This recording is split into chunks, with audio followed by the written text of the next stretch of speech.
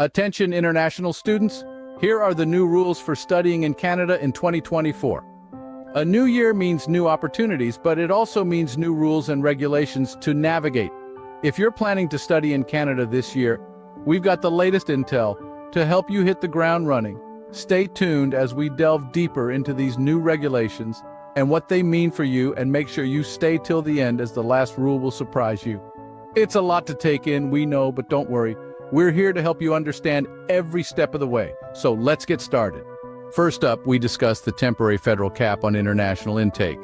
It's one of the key changes that the Canadian government has introduced in 2024, aimed at regulating the number of international students coming to Canada. Now, what exactly is this cap? In simple terms, it's a limit set by the federal government on the number of international students that Canadian universities and colleges can accept in a given year. The idea behind this cap is to manage the influx of international students and ensure a balanced mix of domestic and international enrollment. The main reason for implementing this cap is to create a fair and equitable educational environment for all students. The government believes that this will foster a more diverse and inclusive academic setting. But what does this cap mean for aspiring international students? On one hand, it might make the application process a bit more competitive. With a finite number of spots available, students will need to make their applications stand out more than ever. On the other hand, those who do secure a spot can expect a more balanced student population and potentially more resources dedicated to their success. There are pros and cons to this new rule. On the positive side, it ensures that educational resources are spread more evenly among domestic and international students. It also promotes diversity within the student body. On the downside, it could limit opportunities for international students and potentially affect the cultural richness that such students bring to the campus. The quota allocated to international students for 2024 is yet to be announced. However, it is expected to be in line with the government's objective of ensuring a balanced student population. In conclusion, while the temporary federal cap might be seen as a hurdle by some international students, it is important to remember that it is part of the government's effort to create a balanced and fair educational environment. Understanding this cap is crucial to planning your international study journey. Next, we look at the crucial updates to financial requirements for international students. So, what's new in 2024? Let's dive in.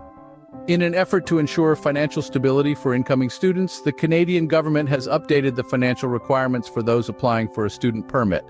The previous requirement was to demonstrate financial capacity of 10,000 Canadian dollars per student to cover tuition and living costs for 1 year, 4,000 Canadian dollars for the first family member accompanying them, and 3,000 for every additional family member. However, the new rules mandate that students must show proof of funds of 20,635 Canadian dollars per student and additional funds in increments of over $5,000 for accompanying family members to cover their program of study and living expenses per year, excluding tuition fees.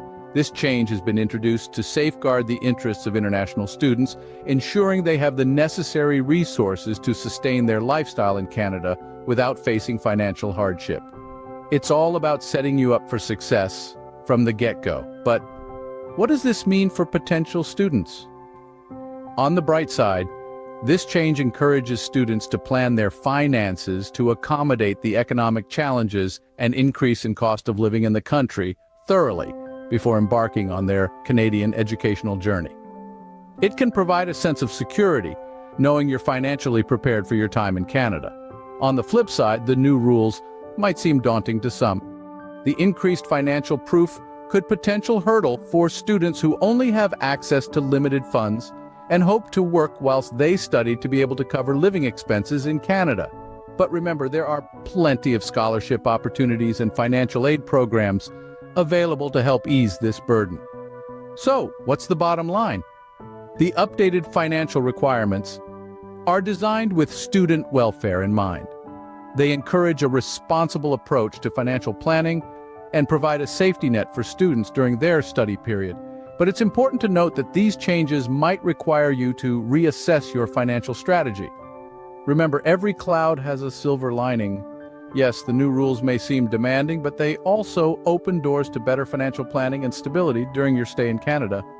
In the end, the journey to studying in Canada might have a few more steps, but the destination is definitely worth the effort. Knowing your financial obligations is key to a smooth transition to studying in Canada. Moving on, let's decipher the provincial attestation letter requirement. This is a new mandate for international students planning to study in Canada starting in 2024. But what exactly is an attestation letter? Well, in simple terms, it's a document issued by your home province that confirms your eligibility to pursue studies abroad. It's like a green signal from your local government that you're all set to embark on this educational journey. Now, why is this important, you may ask? It serves as a proof that you've fulfilled all the necessary prerequisites in your home country before you set foot in Canada. It not only validates your academic qualifications, but also your legal status. It's like a passport for your academic journey, assuring Canadian authorities that you're a genuine student with legitimate intentions. So how do you get one? The process might vary slightly depending on your home province, but it generally involves submitting an application to the relevant provincial department or ministry, along with supporting documents like your passport, academic records, and proof of admission to a Canadian institution. It's advisable to start this process well in advance to avoid any last-minute hiccups. Now let's weigh the pros and cons of this new requirement. On the bright side, it adds an extra layer of credibility to your status as an international student. It can potentially streamline the visa application process and make it more transparent. On the downside, it could mean additional paperwork and possibly longer processing times. However, the benefits outweigh the drawbacks, and an early start can alleviate most of these concerns. Remember, the provincial attestation letter isn't just another piece of paper. It's a testament to your dedication and readiness to study in Canada. It's a small but significant step towards ensuring a smooth transition from your home country to your new academic home. An attestation letter is your ticket to a worry-free study experience in Canada. Up next, we explore the new eligibility requirements for open work permits for spouses and common law partners. So, you've decided to take the leap and study in Canada, but what about your significant other? Good news, the Canadian government has updated the rules for open work permits for spouses and common law partners of international students. This is a significant shift, as it's designed to make the process more accessible and straightforward. The new requirements stipulate that the international student must be studying full-time at a designated learning institution, and they must have a valid study permit. If these conditions are met, their spouse or common law partner can apply for an open work permit, allowing them to work for any employer in Canada without needing a confirmed job offer. Why these changes, you may ask? Well, it's all about inclusivity and support. The government recognizes the importance of family and wants to ensure that international students have the support they need while studying in Canada. It's a win-win situation. The students get to have their loved ones nearby, and Canada benefits from the skills and talents these spouses and common law partners can bring to the workforce. However, like any policy, there are pros and cons. On the plus side, these changes can lead to a more fulfilling Canadian experience for international students. Having your partner by your side can make the transition smoother and the journey more enjoyable.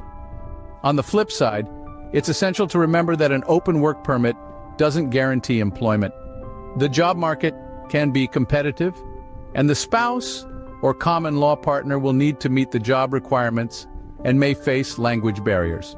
So, it's crucial to plan ahead and consider these factors when deciding to take this path. Remember, knowledge is power, and having a clear understanding of these new rules can help you navigate your Canadian adventure with confidence. Understanding these changes can help your loved ones join you on your Canadian adventure. Finally, we discuss the changes to postgraduate work permit eligibility criteria. As we delve into the heart of the matter, the Canadian government in 2024 has revised the eligibility criteria for postgraduate work permits. This move is aimed at ensuring that international students who graduate from Canadian institutions are truly job-ready and have the requisite skills to contribute to the Canadian economy. Previously, any international student who completed a program of study that lasted at least 8 months could apply for a postgraduate work permit, or PGWP. But the new rules have shaken things up a bit now. Only those students who have completed a degree, diploma, or certificate program at a designated learning institution that is at least 2 years in duration will be eligible to apply for a PGWP. This change was implemented to ensure that international students are gaining a higher level of education and are better prepared for the Canadian job market. It's essentially about making sure that the skills being brought into the country align with the needs of the Canadian economy. Now let's talk about the potential advantages and disadvantages of these changes. On the brighter side, these changes could lead to a higher caliber of international graduates who are more competitive in the job market. It could also direct international students to pursue longer, more comprehensive programs of study. On the flip side, however, this could be seen as a barrier to entry for some international students. Those who were planning to pursue shorter programs or courses may now need to reconsider their plans. It could potentially limit the number and diversity of international students coming to Canada. To sum it up, these changes have been designed to ensure that the postgraduate work permit program continues to serve its purpose of attracting international students who can contribute meaningfully to the Canadian economy. It's a shift that could lead to more competitive graduates, but it's also a change that may require some students to rethink their plans. These changes could shape your career trajectory post-graduation. Now that we've discussed the new rules, let's understand what this means for anyone intending to study in Canada.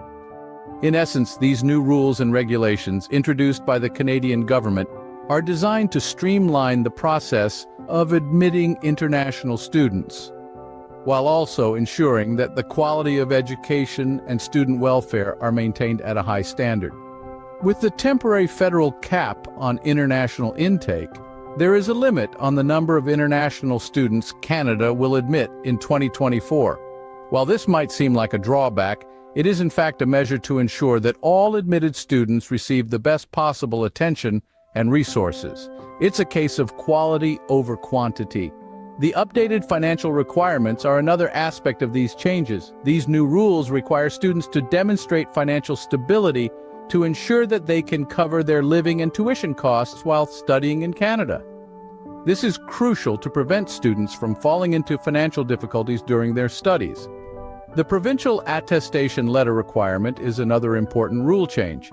This letter, which confirms a student's admission and intent to study, is a crucial document that helps protect students from fraudulent admission offers and other scams. The new eligibility requirements for open work permits for spouses and common law partners give more flexibility to international students with families. It allows their partners to work while they study, providing additional support and stability.